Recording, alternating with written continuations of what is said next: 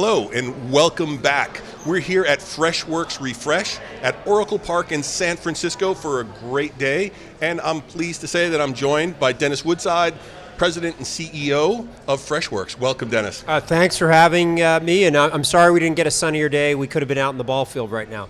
That would have been great, but you know what? This is pretty good. Yeah, it's pretty good. Pretty special being here at Oracle Park. Let's start with your role as CEO at Freshworks. I know, when you came here, you probably had lots of opportunities, someone of your background. Why did you choose to come to Freshworks? What opportunity did you see? And what are the things you're most proud of accomplished being here for the last couple of years? Yeah, so I was introduced to Girish Mahatrabhutan, who is the founder and was the CEO of Freshworks a couple of years ago. And I was just really impressed by what he had accomplished. He had built a company from Chennai, India, taken it public on NASDAQ. When I met him, we already were at about $500 million in revenue scale, already had, I think, 50,000 customers at the time. So really was getting some real traction. At the same time, I've been in the Valley for a long time. I had not heard of the company. Right. So here's a hidden gem, so to speak, a company that has great product, has a great customer base, is off to the races, needs some help to get to multi-billion-dollar scale, and that's what I've done in the past. I did that at Dropbox. I helped Google do that. And I just really like Girish. So he said, hey, I might not want to be the CEO forever. Why don't you come in, learn the business, and maybe someday you get to be the CEO, and that happened. Yeah, I think that's great. And the one thing that's been clear today in all the conversations we're having is the growth and momentum that the company's had. So clearly you're doing something right over the last couple of years. We continue to hear about the expanded product line, the continued growth. I think, what did you say this morning, over 75,000 customers That's right. now? It's over, so really amazing growth over just a couple of years. So congratulations on that. One of the things I wanted to talk to you about as well, in your keynote, you talked about AI and the need for it to be tightly integrated into the products and not bolted on. So I'm wondering if you could share with everyone more about your vision for AI as it relates to Freshworks, and then maybe also where you see it for the industry as a whole. Yeah, so first of all, AI is going to affect every profession, every job in the world, and it's affecting right now the service industry, whether you're providing service to employees or service to customers. And we provide products to both the IT department and the customer support department. So it's imperative for us to lead when it comes to embedding AI in those products. Yeah. Our customers want their employees who are in service roles to be doing higher value work. They don't want them answering the same question or taking the same actions. How do I return my order? How do I reset my password? That's not interesting work for the agent. It's actions that the AI naturally can take on their behalf and actually get to better results for the customer. So that's what we've built into our products, both on CX and our EX set of products. And today we announced a slew of AI innovation that enables our customers to get more out of their service teams, more out of their support teams, be able to elevate them. So you heard stories of customers who have transformed cost centers, service centers, into revenue centers because of AI. AI's taken that rote work off the table for the humans and enabled the humans to do more interesting things. So we think that's a massive revolution, and we're leading our customers and helping them make their way through that revolution and deliver better outcomes. Yeah, I was definitely super impressed with your use of AI and agentic AI. It's still fairly early. It was only about 9 months ago when That's people right. were first starting to talk about MCP servers, things like that, and it's really accelerated. I think one of the things I was really impressed with was the vertical agents as well. I've heard people talking about it, but this is the first time I've seen it executed against, and really being able to help specialize and deliver value to those, right? Not generic, but specialized service for certain organizations. Yeah, so I think that illustrates a difference of approach that we have. So our core customer is from a 5,000 employee to a 20,000 employee company. So think of New Balance, think of Fabletics, think of A&E Networks. Right. These are sophisticated organizations. They typically have global operations, a lot of security needs, so you can't be an unsophisticated solution for them. You have to be able to operate in that enterprise environment. At the same time, they don't have the resources of a JP Morgan or a Home Depot, so they need solutions that out of the box are going to work for them. What the vertical AI agents do for industries like e-commerce and travel and logistics. Out of the box, they come with integrations to systems of record that are relevant for those industries. And if I'm a customer, I can get up and running in a matter of hours. It's not a huge lift for me to get value. If I want to go from there and get much more sophisticated, much more integrated, I can use the AI agent platform to build my own agent on top of what we built. But if I just want something out of the box that works, that's what you get. And that's our value, and that's very different than a lot of the other vendors out there. Yeah, no, I think that makes a lot of sense, and that ability to get those quick wins for AI. We've all seen the MIT report talking about people aren't getting value. Obviously, when you've got specialized solutions like this that are focused on a specific vertical and things like that, it's a lot easier for them to generate some type of a return. One of the other questions, I know that you did have a number of announcements today, over 6, I think that at least a half a dozen that I saw, maybe more. How important it is to you in this AI era where things are really accelerating, we're seeing innovation accelerate. I'm wondering if you could talk about how important is it for you at Freshworks and for Freshworks to continue that flywheel of innovation and to keep working with customers to accelerate new feature functionality that supports their outcomes? So it's super important. So a year ago, we had our customer advisory board. Those are 40 customers that we talked to learn and help build our products. And I asked the question, how many of you have AI in production right now? And I was in a subgroup of that. There were about 14 customers. 3 of the 14 had AI in production. And I was kind of surprised it was that low, and there were concerns about security and legal stuff, all that. We asked the same question this week. Everybody's got something in production. So every professional, whether you're a service professional or an IT professional, it's now a top-down imperative. Your CEO expects you to have AI. And what we can do is help you get there. Right. So our customers are turning to us, and they expect us to be able to help them understand the lingo, the terminology, what the capabilities of the products are, help them understand the potential business impact, which is super important, and then help them tell the story internally of how to get the most value out of the AI.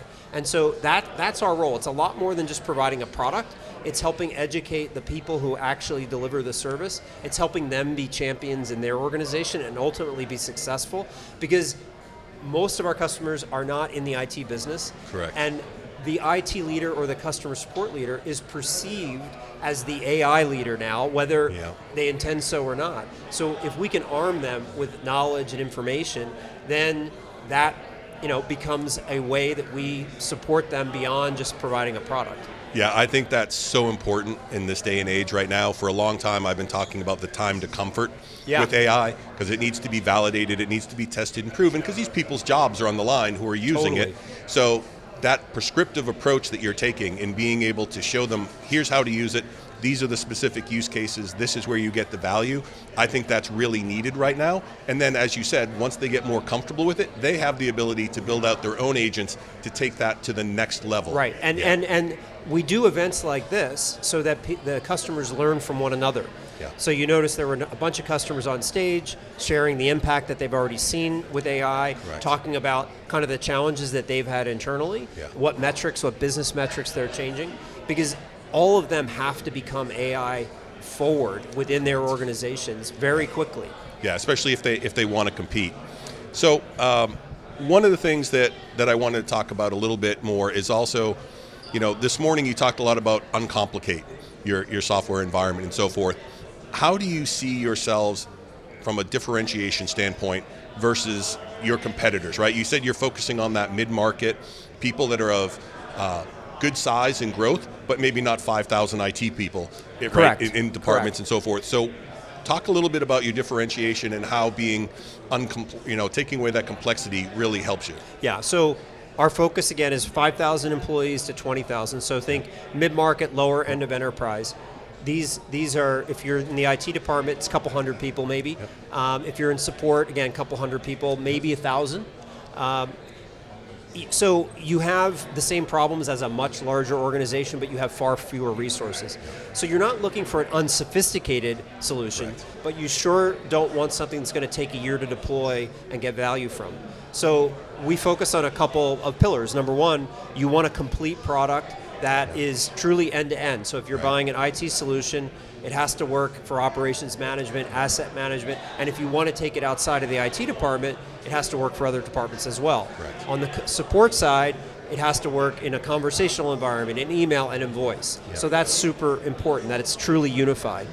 You want AI to be built in, and that's critical. You want your AI to learn from all the knowledge that's already in the system, and as you learn more about your customers and your employees, the AI has to get smarter. Right. And you want fast time to value. So in a world where most of our customers, they don't want to commit to 5-year deals at all, they're saying, look, AI is changing so fast that I'm thinking out 1 year, and if I don't see value fast, I'm going to go somewhere else. So our products have to demonstrate value really quickly and really easily for our customer, and that's the differentiating factor that we have.